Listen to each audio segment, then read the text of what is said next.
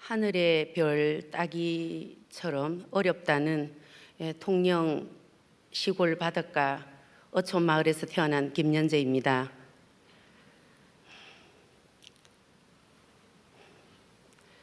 저는 이 간증 자리에 서기 전 예수 그리스도를 나의 주인으로 삼기 전까지, 또는 예수 그리스도를 나의 주인으로 삼으려고 노력하던 그 시기 전까지는 5가지 중독에 시달리며 오물이 흐르는 긴 터널 속을 탈출하기 위하여 그 속에 살아가는 지가 봉황이 될 것처럼 반전의 꿈을 꾸면서 5가지 중독 속에서 하나님을 찾아 헤맸습니다.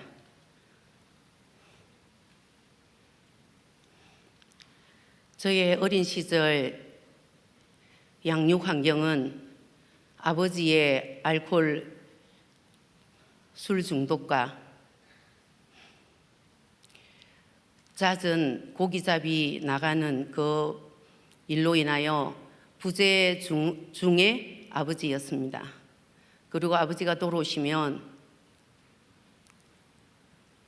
어머니를 구타하거나, 저희 집에 많은 남자 형제가 많은데 그 남자 형제들을 마당에 줄을 세우고 오기를 가져야 한다고 밤새도록 아들들을 세워서 소리치던 아버지를 보면서 저는 방에서 두렵고 무서운 가정 환경을 경험하면서 살아왔습니다. 마음속에서 저는 생각했습니다. 오기를 가져야겠다. 예수가 없는, 예수를 만나지 않았던, 예수를 찾고 있었지만 예수님을 인격적으로 내 구주라 믿고 의지하고 날마다 주님의 그 영광을 위하여 살아가지 않았을 때에는 그 오기란 분노의 결정체라는 것을 여기서 부끄럽지만 고백합니다. 어머니의 결혼은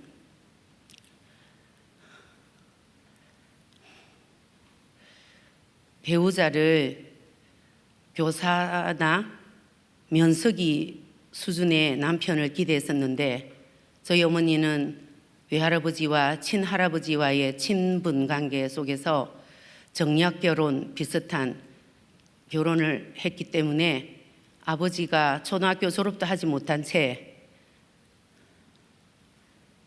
멋진 결혼을 꿈꾸던 저희 어머니에게는 슬픈 나날들이었습니다. 그리고 저는 두려움이 얼마나 하나님을 만나야 하는 간절하고도 간절한 것인 줄도 모른 채 두려움을 한청 두청 저의 무의식 속으로 채워갔습니다. 오빠의 자해는 왜 여동생도 중학교를 보내는데 나는 왜 보내지 않느냐며 어머니는 저를 앞세워 자해하는 현장을 보게 하셨습니다. 그리고 유일하게 저를 챙겨주던 오빠는 제가 50원 저축해 놓은 돈으로 서울로 갔습니다. 저는 6남 2녀의 막내딸로 6번째 태어났습니다. 첫 번째 아들을 잃은 관계로 저희 어머니는 7남 2녀라고 세상 사람들에게 말을 하면서도 아들이 한 명 더 있었습니다. 그 많은 저희 오빠들, 총 돌아가신 오빠 외에도 3분의 오빠가 있었습니다. 그 3분의 오빠는 저에게 여자는 순결해야 시집을 가서 잘 산다, 이렇게 오며 가며 아무렇지도 않게 저에게 툭툭 던졌습니다. 그러던 저희 언니는 저와 호적에 15세라는 나이 차이가 나는 관계로 저와의 추억이 단 한 번도 장면이 생각나지 않는 저희 어린 눈에 5, 6살짜리의 제 눈에는 저희 언니는 두 단어 식무 같은 분으로 보였습니다. 저는 할 일 없는 유아기를 보내며 언니를 바라보면서 여자의 아픈 삶을 진지하게 지켜보는 사람이 됐습니다. 그런 저희 언니는 20살 즈음에 도피를 위한 누구도 저희 가족이 바라지 않는 남자와 교제를 시작했습니다. 그 교제는 일반적인 평범한 행복을 향한 여자의 출발이 아니었습니다.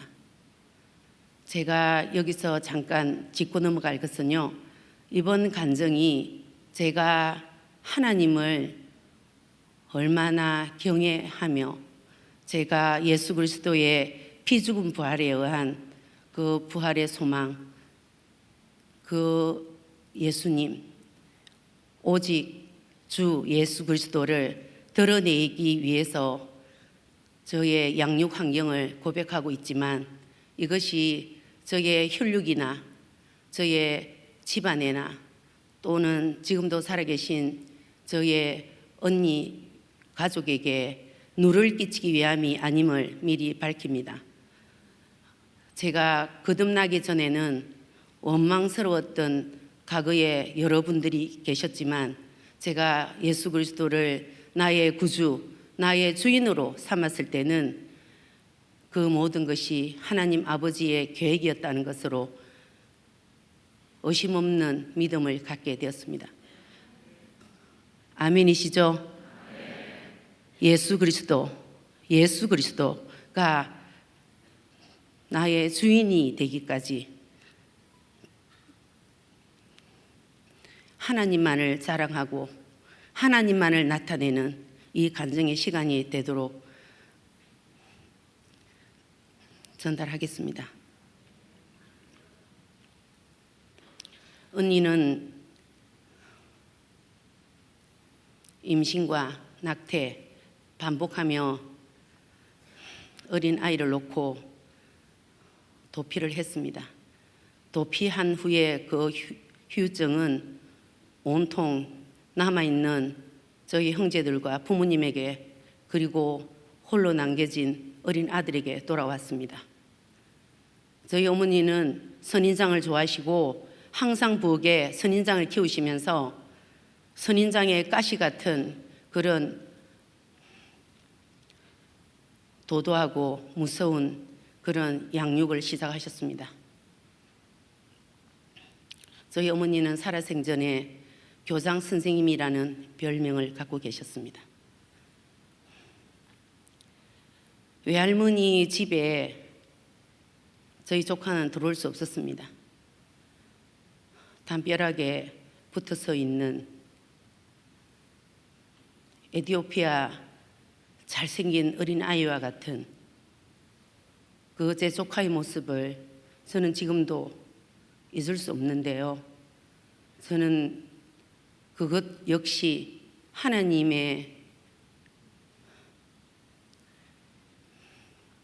끝없는 사랑을 찾아오라는 신호로 지금은 알고 있습니다.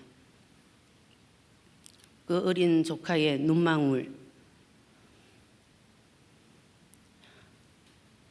제가 엄마인 것처럼 가슴 쓰리고 아팠습니다. 미역국 사건, 제 인생에서 제가 버려졌다는 심리적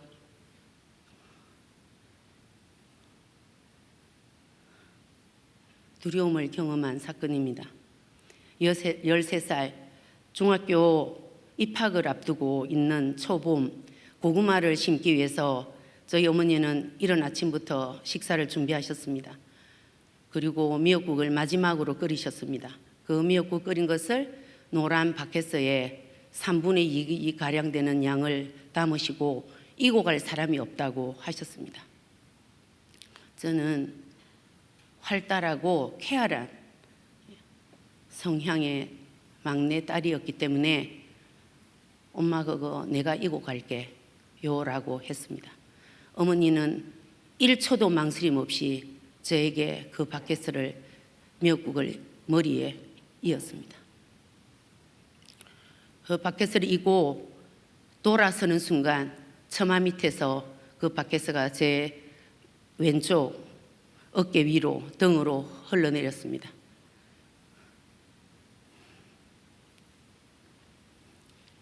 음.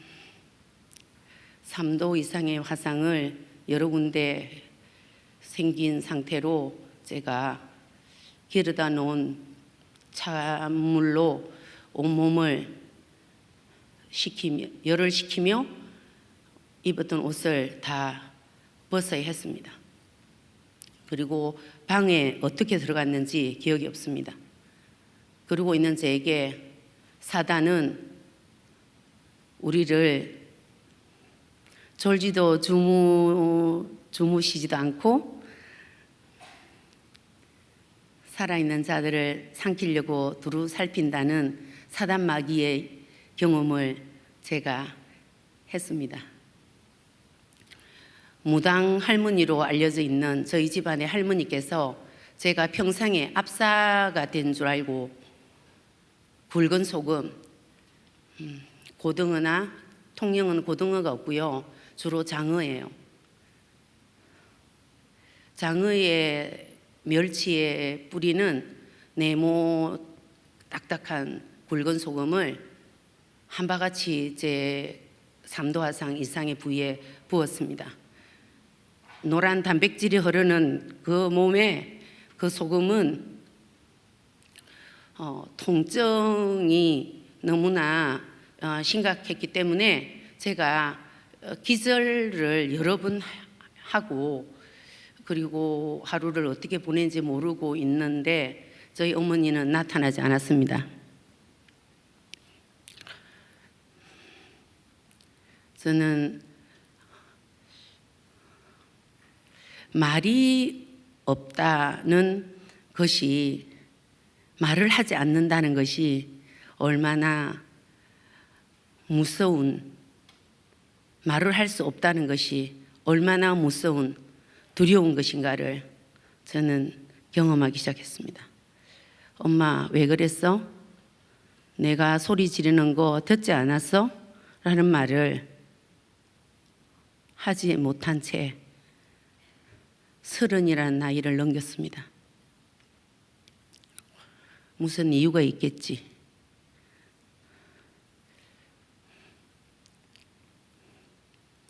그리고 저는 남녀공학 중학교를 다니면서 공장으로 가서 공부를 해야 되겠다고 집을 나갔습니다.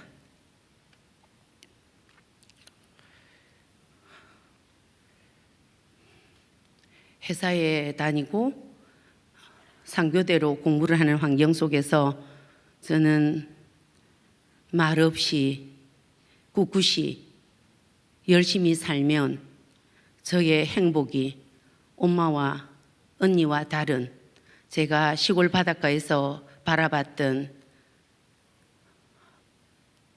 험한 인생의 주인공의 자리에 있었던 제 눈에 비춰진 아픈 여자들을 보며 저는 그런 여자의 삶을 살지 않으리라 결심하고 화장실에서, 복도에서, 불빛 있는 곳에서 대학을 갈 준비를 하였습니다. 그러던 어느 날 대학에 합격을 하고 등록금을 준비하는 과정까지 회사에 남아있는 동안에 생리대가 있느냐고 물어보는 상사의 말에 생리대가 뭐예요? 라고 하다가 제가 생리가 없다는 사실을 알게 됐습니다. 그리고 그 당시에 그 분위기는 부모에게 버려진 듯한 가난과 그런 결핍, 애정 결핍과 또 외로움과 이런 것으로 가득한 선후배의 그 외로운 인생에서 만나지 말아야 되는 남자들과 잠을 자고 낙태를 하는 것을 화장실에서 수도 없이 듣곤 했습니다. 나는 어떻게든 행복한 여자가 되고 싶으니까 순결은 지켜야 되겠다 생각하고 남자를 가까이 하지 않으려고 항상 도망 다녔습니다.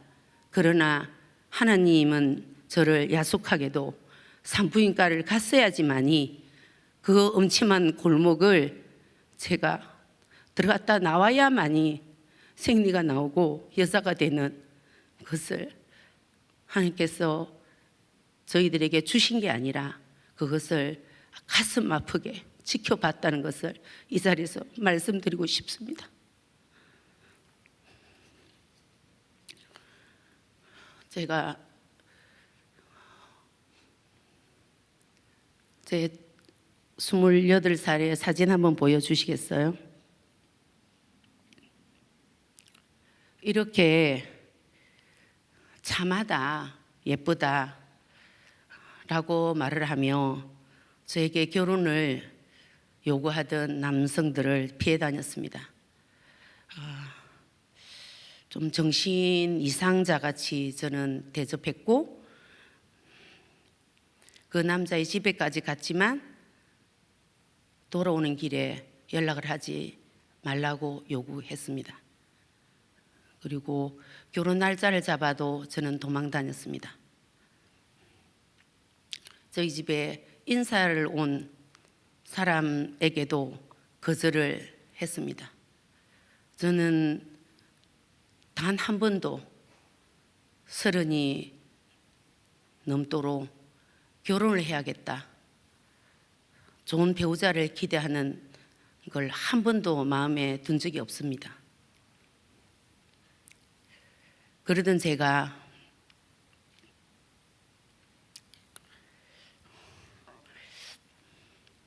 제 가정사에서 느낀 오빠의 자해라든지 언니의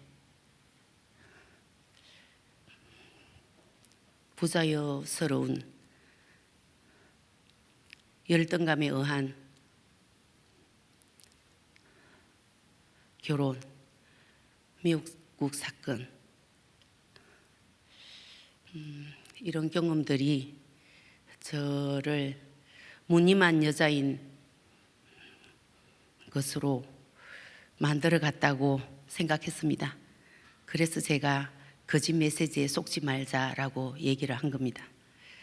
그렇게 한 것은 하나님이 지극히 우리를 사랑하사 독생자를 주셨으니 그를 믿는 자마다 영생을 얻으리로다 라고 하는 영원히 죽지 않는 그 천국을 소망하게 하시려고 저희들에게 고난을 허락하셨던 것입니다. 그러나 자란 환경이 예수를 모르는 저희 가정과 예수를 제대로 알지 못하던 바르게 알려고 노력도 하지 않은 저의 인생에서는 제가 주인이었기 때문에 제가 느낀 그 환경으로부터의 힘든 시간들이 몽땅 저의 불행을 향한 준비였다라고 저는 믿게 되었습니다. 그래서 남자들과의 교제를 비정상적으로만 하게 됐습니다. 어떤 여자도 쳐다보지 않을 것 같은 남자, 어떤 여자도 가까이 하고 싶은 따뜻함이 없는 남자, 저와 같이 미대를 나오고 가난하게 비닐하우스나 창고에서 잠을 자는, 화실에서 잠을 자는, 밥그릇인지 악교 국그릇인지 모르는 그릇에 라면을 끓여 먹는 그런 분들을 저는 따라다녔습니다. 알고 보니 제가 너무 외로워서 내 편을 만들려고 했던 것이었습니다. 결혼을 위해서 따라다닌 게 아니었습니다. 내 편.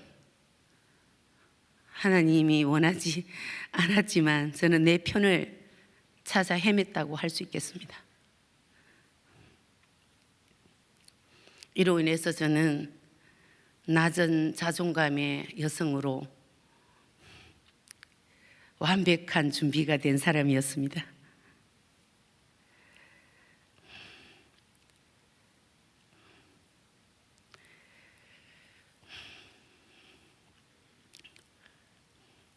낮은 자존감의 효정은 억울함이 주는 분노 항아리와 원망이라는 유리 항아리를 늘 챙겨서 누군가가 나에게 실수를 하거나 비난을 하거나 공격을 하면 즉각 화를 내고 짜증을 내고 소리를 지를 것 같은 분노 조절 장애 증상을 항상 준비 자세로 살아가고 있었습니다. 언제나 저는 열심히 샴푸도 팔아보고 영화 티켓도 팔아보면서 이 대학에서 내가 잘 견디면 저는 반전의 기회가 오리라. 언니처럼, 내가 본 언니들처럼, 내가 본 엄마들처럼 살지 않을 거라는 그런 결심을 가지고 공부 중독이라는 현장 속으로 들어갔습니다. 공부를 위한 거라면 뭐든지 팔 수 있었고 뭐든지 잘해야겠다. 노력하다 보니 그 학업 중독은 헤어날 수 없는 일 중독으로 연결이 됐습니다.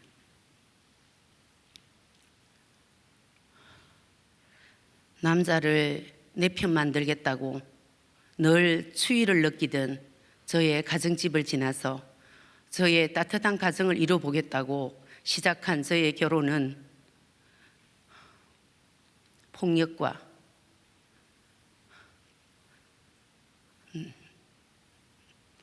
그분의 과거 살을 결혼식 전까지 들어야 하는 비참하고 한심한 옥탑방의 동거가 시작된 것입니다. 그것을 어떻게 제가 정상적인 아가씨가 그렇게 야무지고 그렇게 재능이 많고 초등학교 때부터 중학교까지 학교에서 공로상을 받았던 저는 집안이 좋다, 재능이 많다, 그러한 자긍심을 가지고 살아오던 제가 나의 의지와 상관없이 남자 앞에 고개를 들지 못하는 여자가 되었습니다. 택시를 잡지 않는다는 이유로 코피가 나도록 길에서 테란노 대로에서 맞아도 어느 누구에게 전화 한 통 할 수 있는 사람이 생각나지 않았습니다.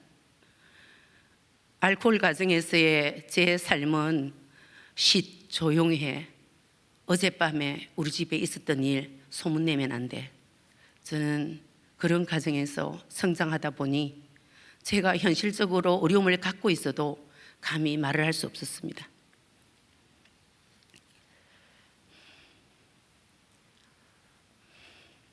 일 중독이 되면요, 붉은 표시가 되어 있는 빨간 날은 더 돈을 많이 주는 알바를 해야 했고,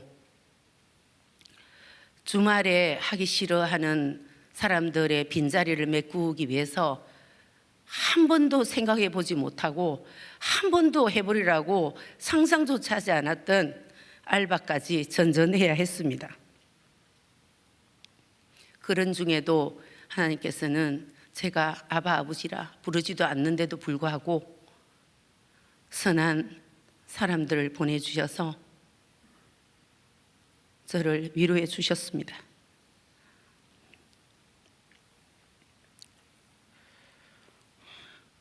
그 여자의 낮은 자존감은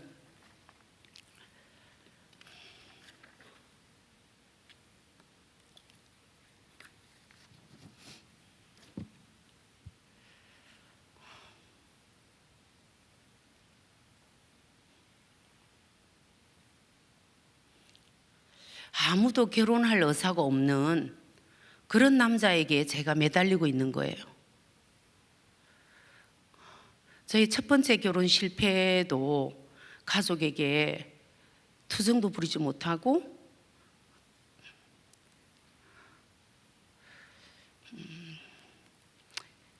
슬픈 그냥 이웃집 얘기처럼 끝났는데요. 그럴 때 저희 어머니는 저에게 동네 창피해서 밖을 못 나가겠다라고 하셨습니다. 저는 그의 어머니 말을 듣고 그렇지, 언니도 엄마가 원하는 만석군의 집에 결혼도 못 시켰는데 나도 이렇게 실패를 했으니 엄마가 원하는 대로 떠나줘야겠다라고 마음을 먹고 죽음을 생각했는데 죽음 준비를 나름 철저히 하고 있는데 제 아들의 아버지를 만났습니다. 나는 2대째, 즉 3대째 이어지는 기독교 집안의 아들인데 나는 예수를 믿지 않아. 나는 인생사가 이렇게 복잡하고 막막하고 나는 스님이 되려고 절에 갔다가 부처의 제자 공부를 시작했어. 그런데 내 의도와 상관없이 여자가 생각이 나서 내려왔다고 합니다. 또 저는 하나님께서 이제는 와야지 하는 사인인 줄도 모르고 저는 저의 오만과 저의 자신감과 제가 주인 되었던 것을 아주 자랑스럽게 생각할 만큼 악으로 가득한 생각 속에 살아 있었습니다. 그분의 결혼 조건은 결혼식을 하지 말자, 아이를 낳지 말자, 집을 구하지 말고 화실에서 살자 였습니다. 그럼에도 불구하고 저는 좋은 옷을 사드리며 나랑 결혼해 달라고 따라다녔습니다.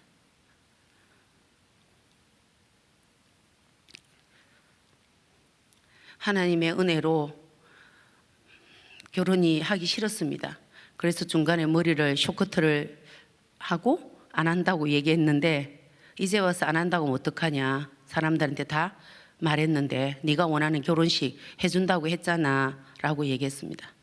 지금 생각하면 그 애기 아빠도 제가 예수님의 그 사랑을 전하는 복음의 정인으로 서기를 바랬다고 하는 매달림이 주님에게 갔어야 되는 건데 저는 또 어리석게도 제가 주인이었기 때문에 그 남자를 설득해서 결혼 생활이 시작됐습니다. 시작되는 첫날부터 올게 왔구나 할 정도로 이 음식은 니나 먹어라. 제가 새롭게 하소서 간증에서 살짝 비춘 내용 같습니다. 점점점 더 중독으로 빠져들기 시작했습니다. 세 번째 제가 선택한 것은 쇼핑 중독입니다. 공부가 필요해서 일을 하고 일이 필요해서 일을 좀 더 나은 직장을 갖기 위해서 야무진 꿈을 이루기 위해서 공부를 했고, 공부를 하려니 언제나 돈이 필요해서 끊임없이 연계고리가 끊어지지 않으면서 아그와 아그새처럼 그렇게 공생관계로 일과 학업이 엮여 있는 사이에 찬바람이 가슴속으로 스며들 때마다 저는 쇼 윈도우에 전시되어 있는, 백화점에 전시되어 있는 물건부터 시작해서 시장 노점에 깔려 있는, 바닥에 놓여 있는 슬리퍼까지도 제 호주머니에 들어있는 돈을 다 털어서 깨끗하게 제로 상태로, 카드도 더 이상 쓸 수 없습니다 하는 데까지 써야지만이 내가 쉬고 있는 숙소로 돌아올 수 있었습니다. 존재감이 없다는 건 사람이 아니고 여자도 아니고 참 비참한 건데요. 그렇게 됐는데도 제가 얼마나 유전자가 질기고 원죄가 정말 발끝부터 머리끝까지 머리털만큼이나 죄가 가득 차 있어서 저는 벗어날 방도를 오직 내 식으로만 해결을 했던 것입니다. 가난도 힘든데 존재감 없는 언어적, 신체적 이런 통증을 견딜 수가 없어서 또 무너지면서 이혼을 또 하게 됐습니다. 하나님은, 하나님의 계획도 저는 모른 채 매일매일 다가오는 공포에 눌리기 시작하면서 의존을 할 사람을 찾았고, 제 비밀한 얘기를 어디 풀 수가 없을까 사람을 찾았지만 저의 멀쩡한 외모와 건강해 보이는 육신과 저의 재능을 보아 선뜻 저의 아픔에 귀를 기울이거나 진지하게 들어주는 사람이 거의 없었습니다. 그러던 중에 저는 가면을 쓰기 시작했습니다. 아프지 않는 척, 많이 아는 척, 돈 좀 가지고 있는 척, 여유가 있는 척, 괜찮은 집에 사는 척, 좋은 차를 타는 척. 저는 제가 주인이었기 때문에 하나님을 무서워도 하지 않고 가짜로 하나님을 두려워하면서 저는 저의 너덜너덜한 넝마주의 같은 인생을 살아가고 있었습니다. 저의 양심은 부끄러웠기 때문에 그 모든 죄가 제 잘못이라고 알았기 때문에 돈이 없다, 너무 힘들다, 죽고 싶다, 나 좀 쉬게 해달라, 나 좀 데려가서 내가 먹고 싶은 거 좀 사달라 말이 나오지 않았습니다. 그저 하나님께서 은혜로 보내주시는 그러한 귀한 분들에 의해서 저는 가뭄에 담비를 마시듯이 숨을 겨우 쉬고 있었습니다.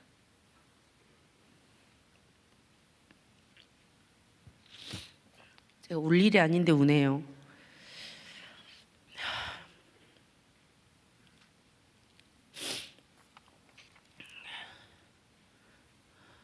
중독은 정서적 가문입니다.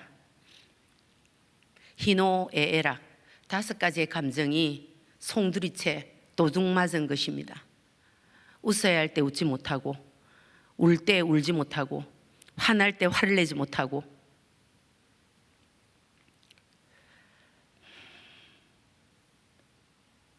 좋아할 때 좋아할 수 없습니다. 즐거워할 때 즐거워할 수 없습니다. 그런 자리들을 자동적으로 피하게 되어 있습니다. 철로 역정에서 크리스찬이 공장에서 나와서 말씀에 입각한 예수 그리스도를 따르고자 결단하고 길을 났을 때에 그 겪었던 과정들이 연재의 철로 역정 같은 인생이었습니다. 할렐루야. 주님을 찾아서 예수, 예수, 오직 예수 그리스도, 오직 주만이 역대하에 나와 있죠. 25년 전 새벽마다 남편이 좋아하는 생선을 구워주기 위해서 양재시장에 거의 출근을 했습니다. 그 당시에 생선시장의 아내 되시는 분이 군소신학에서 전도사님 훈련을 받고 있던 중이었습니다. 어느 날 남편 되시는 분이 저를 아내가 보고 싶어 한다. 그래서 아이들을 지도하다 끝나는 대로 양재시장에 갔습니다. 저희들은 난생 처음 본 사이였습니다. 저를 보더니 하나님께서 선생님을 위해서 기도를 시키더라. 부모도 모르고 남편도 모르고 아무도 모르는 고난, 고통, 외로운 길을 처참한 그 길을 한겨울에 강바람을 쐬는 듯한 그런 발가벗은 모습으로 제가 서 있는 걸 환상으로 보여주셨다는 거예요. 그리고 기도를 2시간 동안 쉬지 않고 시켰다고 했습니다. 그 딸을 예수 믿게 해라. 영상 필름처럼 지나가듯이 그분이 환상을 보고 들은 얘기를 저에게 몇 시간 한 것 같습니다.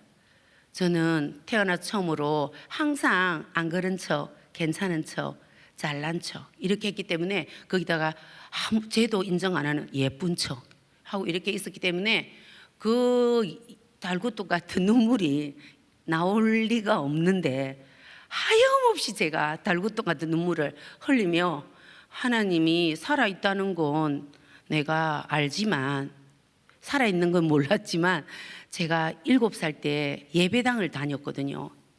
겨울 크리스마스 행사 때 잠시 갔다가 고요한 밤, 거룩한 밤, 동방박사 3사람 그리고 짧게 말씀을 외워서 여기 서서 제가 상을 받았던 선물을 받았던 기억이 납니다. 그래서 저는 하나님이 살아있다는 거라기보다는 저희 어머니가 항상 말을 했어요. 누가 본다. 저희 어머니는 성경 말씀 하나도 모르는 사람인데 그냥 한문만 공부한 사람인데 누가 본다. 행동 똑바로 해라. 항상 그게 저희 형제들을 가리키는 지침서였습니다. 누가 본다. 옆집에 흙도 발에 묻혀오지 마라. 발바닥에. 아무도 없으면 들어가지 말라고. 알겠나? 그리고 또 깨소금 한 톨도 받았으면 고마움을 표현해야 된다. 알겠나? 그리고 깨소금도 꼬우지 마라. 알겠나? 근데 저는 깨소금이 아니라 10,000원도 빌리러 가고 30,000원도 꾸러 가고 30만원도 꾸러 가고 300만원도 무릎 꿇고 도와달라고 무릎 꿇던 거지 같은 딸이었습니다.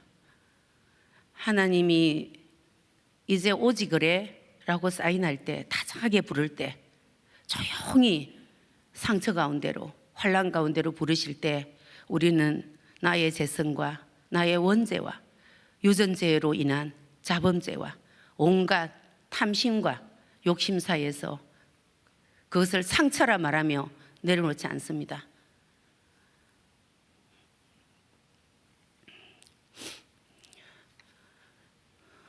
그 교회는 독립문 교회였습니다. 내일 모레 집회가 있는데 전도 집회가 있다. 오고 왔으면 좋겠다. 제가 말 잘 안 듣게 생겼잖아요. 그런데 신기하게도 예배당 간 것이 씨가 들어있었는지 말을 굉장히 잘 들어야 하는 착한 딸 컴플렉스를 저는 언니만 가진 줄 알았는데 저희 오빠들 동생들만 가진 줄 알았는데 저도 있었더라고요. 그래서 갔죠. 하필 그 시간에 뭘 했냐면요, 사람 낚는 어부가 되게 하리라. 저희 아버지가 어부잖아요. 얼마나 기가 막힙니까? 하나님의 놀라우신 구원 계획을 지금 제가 알려드린 겁니다. 맞나요? 그 많은 구절 중에 너를 사람 낚는 너희가 사람 낚는 어부가 되게 하리라. 기가 막히잖아요. 하필 물고기 잡으러 다니는 아버지 딸인데 이렇게 하나님의 구원 계획은 놀랍습니다. 아멘이시죠? 저는 새벽 기도를 제가 다니기 전에 이제 주일 예배를 오라고 해서 참 희한하네. 뭐 어떻게 고기 잡는지 딸을 어떻게 아시고 참 희한하네 하고 이제 주일 예배를 갔는데 또 왜 그날은 405장 나 같은 죄인 살리시는 거예요. 할렐루야. 기가 막히지 않나요? 구원 계획이 어떻게 하필이면 나 같은 죄인 살리신 겁니까? 짜증나게. 저 죽을 뻔했는데 죽고 싶었는데 매일같이 안 살고 싶었는데 어떻게 하면 죽을까? 어떻게 하면 우아하게 죽을까? 백합 좋아했거든요. 저희 집 마당에 항상 백합이 있었습니다. 저희 어머니가 워낙 우아함을 강조하셔가지고 그랬는지 그 백합을 가득 방 안에 넣어놓고 그냥 죽어볼까? 이런 생각까지 다 해봤거든요. 저는 405장을 들으면서 저 난생 처음 들어본 찬송이거든요. 불러본 찬송이거든요. 제가 분명히 우리 아들을 얻고 예배 갔는데 제가 아들이 얻고 왔는지 걸려왔는지 기억도 없고요. 얼마나 울었는지 몰라요. 제가 아니 그 달고 떠서 눈물을 흘린 걸로 그냥 끝난 줄 알았는데 어디서 눈물이 나오는지 그렇게 나오는 거예요. 죄인이라는 거 죄송하지만 하나님 아버지 몰랐어요. 저 그날도 부끄럽죠. 제가 저는 오늘 이 자리에 제가 가면 썼던 저의 그 5가지 중독 속에서 철저히 가면에 예쁜 그림까지 그려서 도저히 누구도 나의 불행을 감지하지 못하도록 철저히 저를 고독하게 내몰았던 제약을 가진 그런 허접한 인간이었습니다. 새벽 예배를 또 갔습니다. 새벽 예배 때 말씀을 듣고 세상에 이렇게 좋은 책이 있었어? 그게 저의 첫 고백입니다. 성경 말씀을 보고 제가 세상에 뭐 이렇게 좋은 책이 있어? 라고 했던 사람이에요. 이 또한 부끄럽습니다. 제 목숨 살려주신 거에 비하면. 저는 교회에 열심히 새벽 예배 오면 저희 불행이 끝이 날 줄 알고 순종할 상황도 순종할 기질도 순종할 준비도 안 된 제가 열심히 교회를 갔습니다. 그러더니 그 전도사님 훈련받고 계신 두 분이 양쪽 어깨를 잡고 저에게 등을 팍 치면서 회개하라 회개하라. 제가 고개를 들고 회개가 뭐예요? 했던 사람이 저의 25년 전에 저의 신앙 고백입니다. 장난 아니죠? 여러분 진짜 회개 아십니까? 여기 오신 성도님들은 회개 아시는 분으로 100% 저는 믿습니다. 회개 했습니다. 아니 하기 시작했습니다. 얼마나 울고불고 제 죄를 생각난 대로 토설하라 그래서 눈물 콧물 밤물이 되도록 새벽 예배, 철야 예배, 하루 종일 교회.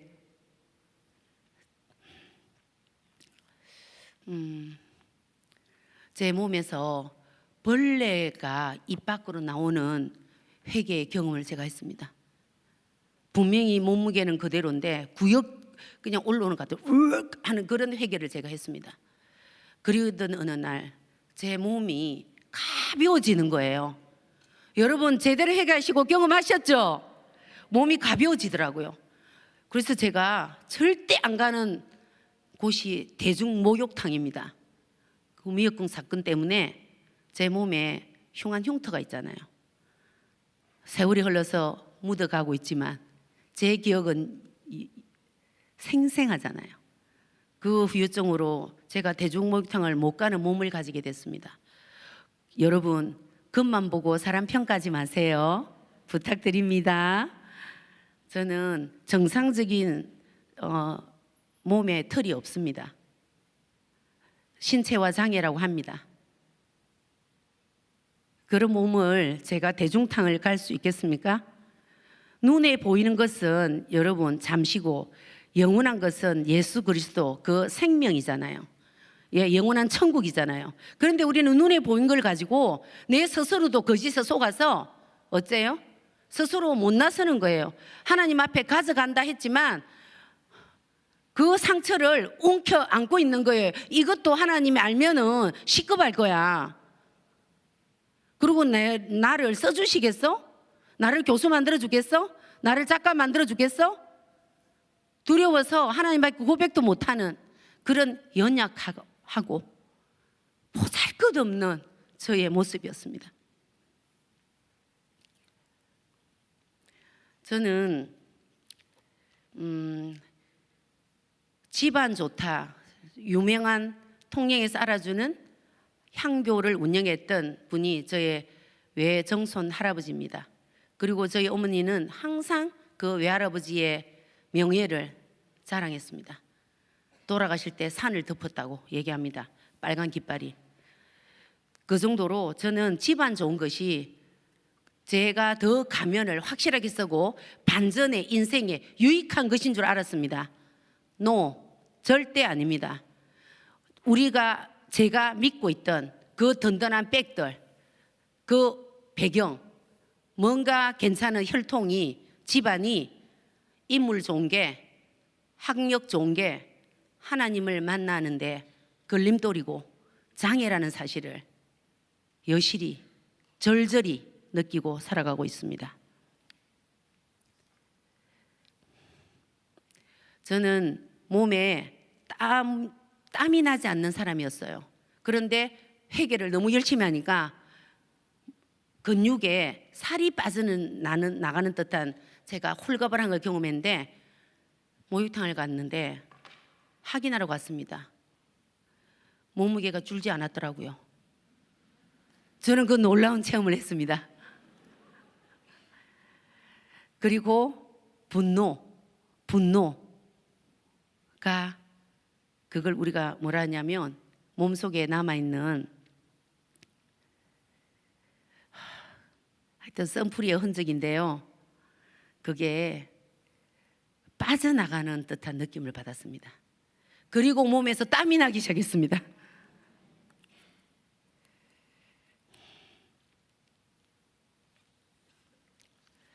하나님을 만나려고 노력 많이 하는 것 중에 10의 2조를 드리며 종교 중독자로 또 등록이 됐습니다. 교회를 가면 안 와도 되는 시간을 또 제가 갔습니다. 교회를 딱 들었으면요, 요 교회 바닥이 내 방바닥이고 내 거실이었어요. 제가 사는 집. 침을 묻혀서 이 머리카락을 이렇게 주술 정도로 교회를 많이 갔습니다. 중독 맞잖아요. 하나님도 안 만났는데. 주는 나의 주인이시오. 고백도 안 했는데 저는 그 짓을 하고 있었습니다. 그리고 전도사님께서 전도 열매를 꾸며라 해서 또 칭찬을 한번 받아보려고 제 의식이 너무 많았거든요. 제가 좀 소멸되나 싶어서 엄청 큰 벽에 포도송이 있잖아요. 0.2cm에서 3cm짜리 포도송이를 한 몇천 개를 오린 다음에 그것도 색깔별로 동색 계열로 청포도, 적포도, 연두포도 이렇게 오려서 넝쿨까지 잎사귀까지 막 이렇게 미대출 진답게 이렇게 했는데 전도사님이 이른다? 그거 아니고 그거 옮겨 저쪽으로 식당으로. 여러분, 내 안에 상처가 얼마나 사이즈가 큰지를 모르시면요, 그냥 자라면 뭐가 되는 줄 압니다. 무지의 제약입니다. 내 죄를 직면할 수 있는 용기를 주님께 달라고 기도하셔야 됩니다. 내가 왜 엄마를 용서하지 못하나? 왜 엄마의 사랑이 느껴지지 않나? 엄마의 말이 왜 의심스러운가? 왜 나는 엄마랑 사진을 찍지 않는가? 나는 왜 언니와의 추억이 없는가? 나는 왜 어머니에게 다정스럽게 다가가지 못하는가? 왜 우리 집에는 어머니가 안 오는데 왜 외롭지도 기분이 나쁘지도 않는가? 얼마나 무서운 제약입니까? 직면하셔야죠. 왜 예수쟁이 우리 어머니가 믿어지지 않나? 왜 가짜배기 예수 같나? 라고 자식이 말하는데도 하나님 앞에 회개할 자세가 안 돼 있더라고요. 제가 소름 끼칩니다. 그 눈빛에 악스러운 거, 그 표정에 악스러운 거, 그 몸에서 뿜어져 나오는 분노의 잔재들, 짜증, 그리고 비난, 그리고 가르치는 말. 어머니는 그 세계를 가급적 안 하는 것이 그나마 준 결핍을 채우는 지름길이거든요. 제가 이제 그러다가 왜 하필 나예요? 라고 이제 울기 시작했습니다. 새벽마다 교회 가서 바닥을 비비면서 전도사님이 너무나 안쓰럽게 쳐다볼 수밖에 없도록 교회를 그렇게 자주 찾아와서 왜 나냐고 울었습니다. 왜 하필 나냐고 울었습니다. 왜 하필 나냐고. 그 전도사님이 찾아오는 날을 너무 안쓰러워서 눈물로 기도했습니다. 너가 쓸 데가 있단다. 제가 또다시 외쳤습니다. 그 뒷날. 저 쓰지 마세요. 쓰지 마시라고요. 쓸 때는 무슨 쓸 때예요. 지금 다 망가져 가고 있는데. 쓸 때 쓰지 마시고 이 고통에서 벗어날 수 있는 길을 좀 열어주세요. 저 안 쓰고 싶거든요. 저 안 쓰고 싶어요. 하면서 또 제가 울면서 또 기도했습니다.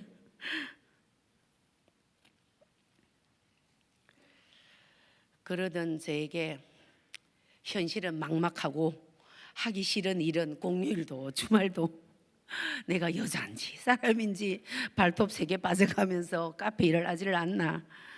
손마디가 미대 나온 여자 아무도 모르는 무슨 70대 할머니 손 같지가 않나.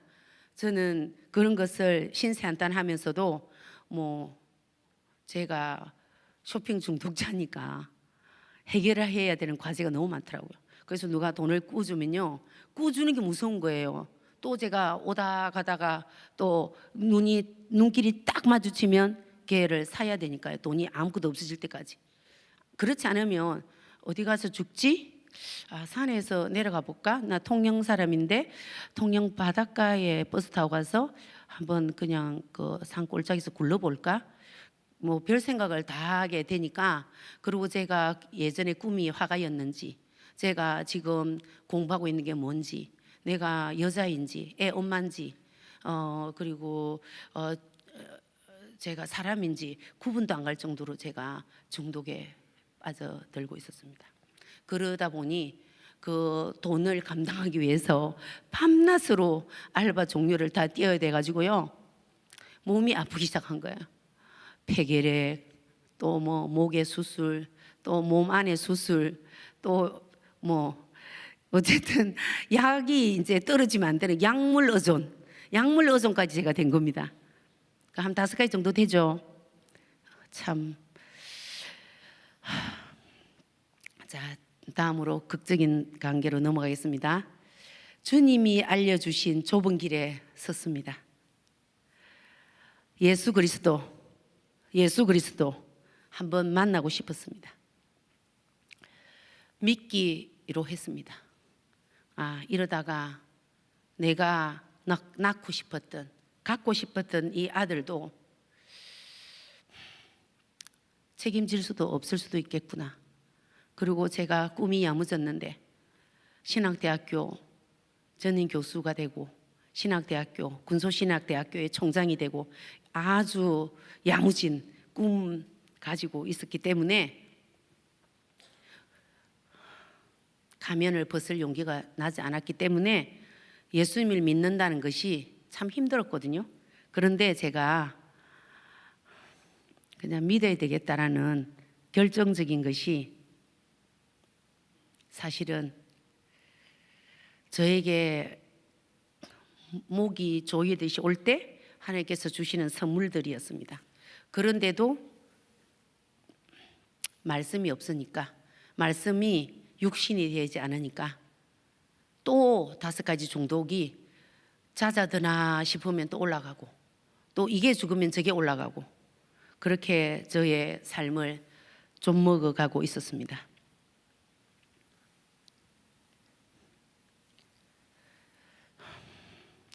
올 7월달 새롭게 하소서에서 가해자로 살고 있던 제가 피해자가 되었습니다. 하나님께 진심으로 감사드렸습니다. 그리고 작년 내 십자가 지저스 앤드 연재라는 걸로 저는 저를 목마른 저를 목이 타오는 저를 아들 엄마 자리라도 지키게 해준 그것이 감사해서 제 꿈은 어디로 간지 몰랐지만 제 그것이 감사해서 제가 십자가를 그리기 시작했습니다. 그 전에도 힘들 때면 십자가를 많이 그렸지만 제가 작년에 그린 십자가는 생각지도 못한 현실 속에서 제가 생활비를 벌어야 되는 상황까지 딱 몰리니까 뇌를 다치고 박사학위를 받았지만 그게 의미가 없었습니다. 그리고 D직종이라고 하는 카페 일을 하면서 제가 하나님께 감사해야 되겠다는 뭔가 필링이 와서 십자가를 그리게 됐습니다. 십자가 그림 좀 보여주시겠어요?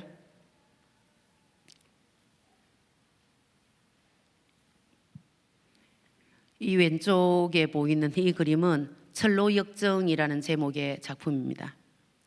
제가 그랬듯이 천성을 향해서 하늘 천국을 향해서 가지만 밑에 하얀 길은 하나님의 은혜입니다.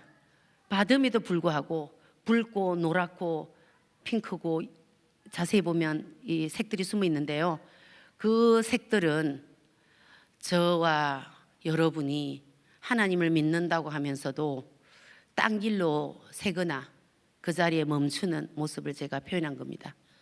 그리고 옆길로 다 왔나? 저 집사님이 김전재가 이제 교회에 봉사를 좀 하려나? 충성을 하려나? 좀 엄마 자리 좀 지켜줄라나? 며느리 자리, 아내 자리 좀 지켜줄라나? 생각함과 동시에 바로 옆길로 셉니다. 저도 그랬습니다. 왔다리 갔다리 이 교회 저 교회 이 설교 저 설교 등록을 했다 안 했다 전전했죠. 저도 옆길로 새는 그 저의 삶을 고백한 철로역정입니다. 오른쪽의 것은 세상이 진흙탕 같고 요지경 속이어도 예수 그리스도 피, 죽음, 부활 나의 죄를 죄에서 구원시킨 죄에서 제사함을 해주신 피의 그 언약, 피의 희생, 피로 인한 아가페의 사랑, 그 사랑에 의해서 죽었고 못 박혔고 그것으로 인해서 부활로 이어져서 우리에게 영원한 생명을 약속하신 부활, 거기 가기까지 우리는 끊임없는 유혹과 진흙탕 같은 상처와 거짓과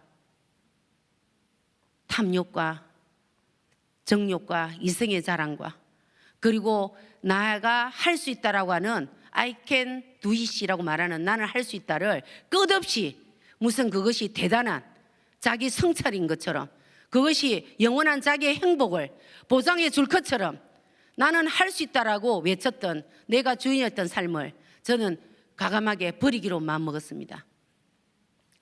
그래도 그게 말뿐이지 잘 되지 않더라고요. 저는 많이 속았죠. 그러던 제가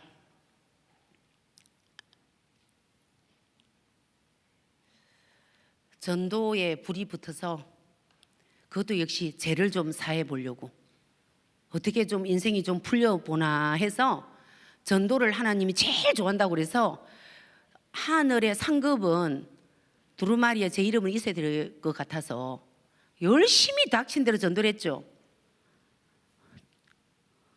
Come and see, 와서 보라. 제가 무슨 목사입니까? 제가 전도사입니까? 말씀도 찌꾸리도 모르는 제가 와서 보라고 떠들고 다니면서 전도랍시고 제가 했어요. 자리는 채웠는데요. 제가 못 견디니까 교회 생활이 안 돼요. 거짓 메시지에 속은, 내 상처에 속은 저는 그 자리를 지키는 게 어려웠습니다. 전도한 그 아리따운 아가씨가 저를 배신합니다. 내가 이 친구에게 좀 붙으면 알바비는 좀 벌겠다 해서 열심히 밤낮없이 도와주고 챙겨줬는데, 교수님이 나보다 더 힘들어요? 뭐 집사님이 나보다 더 힘들어? 뭐 이렇게 말하니까 또 입이 쏙 들어가는 그 말이. 그런 과정에서 제가 적응이 안 되고, 남편 뭐 하세요? 이렇게 호구조사 들어오고, 지금 아이가 몇 학년이에요? 전공은 뭐예요? 학교는 잘 다니죠? 아우, 인물까지 또 확인하고 싶어 합니다. 전공까지 확인하고 싶어 합니다. 친하다는 가짜 관심을 가지고. 저도 그랬고 여러분도 그런 때가 있지 않았나, 제 나름 생각해 봅니다. 진정한 관심은 하나님이 주인인 것을 제대로 알고 있는 이후에 나의 죄를 사하신, 나의 죄성을 정말 십자가로 이겼다라고 내 스스로가 부활의 정인, 복음의 정인자가 되어서 앉으나 서나 주님 생각, 먹으나 마시나 주님 생각, 누우나 앉으나 주님 생각, 그렇게 해서 전도의 열매를 향해서 그 친구가 비난을 하든 뒤에서 흉을 보든 나를 찌르든 그것이 하나님과 연합하는, 예수 그리스도와 연합하는 것이라고 알기 전까지는 저는 교회를 옮겨 다녔습니다. 아, 또 별거를 다 물어보네 하면서 옮겼습니다.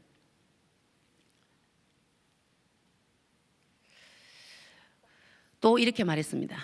너 예수 믿어? 믿는데요.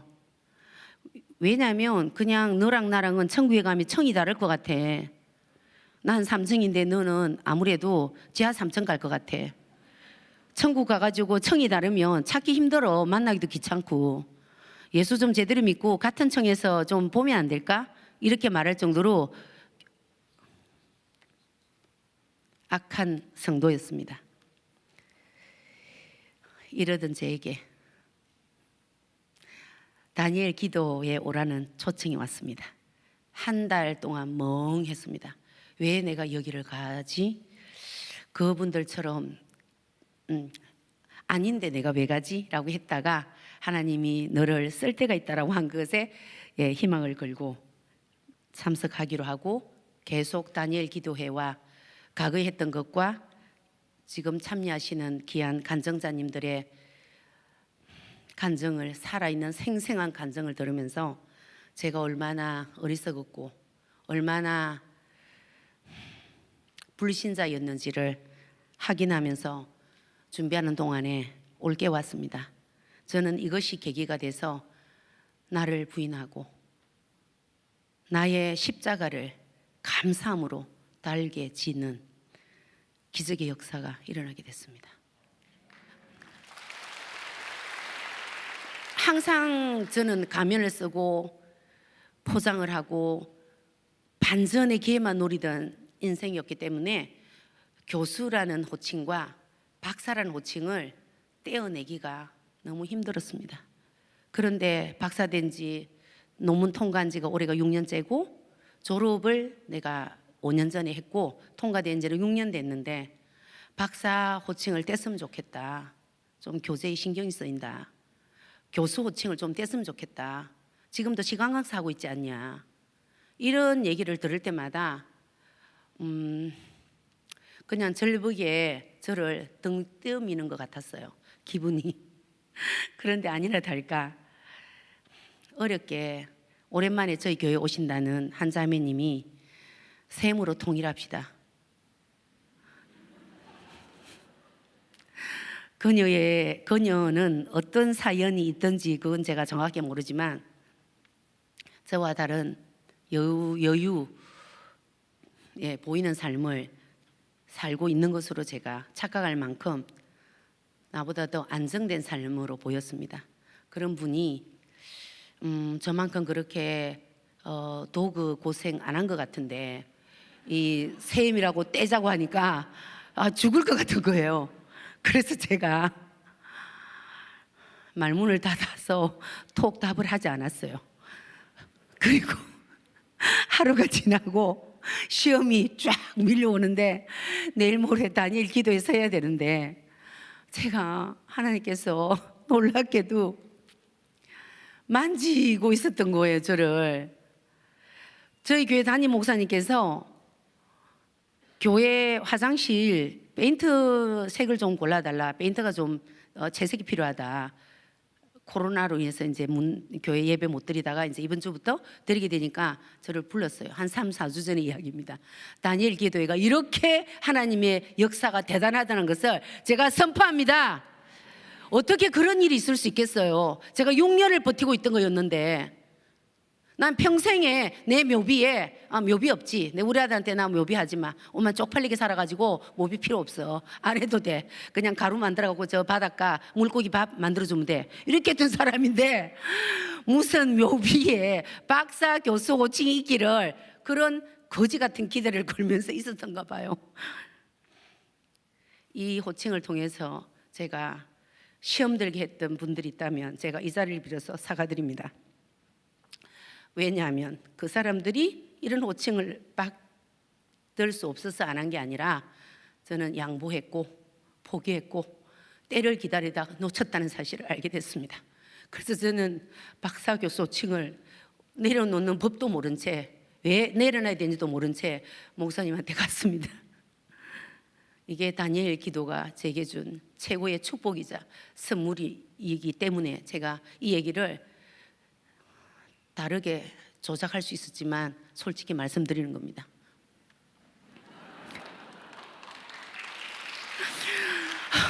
저 예수쟁이 아니었어요. 그런 척 했습니다. 예배 자리 안 놓쳤으니까요. 목사님께서 페인트를 사다가 놓으니까 밥 먹으러 가세요. 밥 먹고 하세요. 그래서 점심 먹으러 주르륵 주에 정도라고 이렇게 가서 앉아있는데 목사님 느닷없이 식사 기도 딱 끝나자마자 딱 앉으시더니 나를 딱 돌아보고 있잖아요. 이렇게 앉으시고 자기를 부인하고 십자가를 달게 감사함으로 진다. 그거를 예수를 따르는 거다. 이렇게 그냥 아무 생각하신 것 같지 않는 상태로 얘기를 했습니다. 그럴 때 제가 속으로 올게 왔구나. 이거 뭐지? 하고 있는데 제가 그날 저녁에 집에 가서 잠이 오지 않았어요. 나를 부인하고 십자가를 진다고? 나 그거 원망이 썬풀이 아직 엄마 문제 해결 안 됐는데 언니도 아직도 맹꽁이 같이 조용히 얌전하게 있는 게 마음에 안 들고 그런 상태였습니다. 그래서 이렇게 불빛에 비치면 썬뿌리가 먼지 같은 상태로 끊어지지 않으려고 떨어지지 않으려고 뿌리 모양을 그대로 한 채 나를 주시하고 있는 걸 제가 보게 됐습니다. 이거구나. 내가 엄마 용서 안 했구나. 내가 십자가 지는 거 준비 안 됐구나. 제가 그거를 깨닫고 친구란다. 예, 그분 쌤께 연락을 톡을 했습니다. 미안합니다. 좀 잘못 생각한 것 같다. 네, 나를 연재 집사라고 불러주는 사람이 거의 없으니 연재 집사라고 불러주세요. 했습니다. 할렐루야. 그리고 저는 요게벳의 노래 다니엘 기도회를 열심히 열정적으로 저는 태어나서 50년 동안 일하고 살아온 아이인데 어릴 때도 용돈을 벌었으니까 동생들 데리고 다니면서 50년을 일한 사람인데 지금 제가 딱 쉬고 있는 안식년 같은 시기를 보내고 있거든요.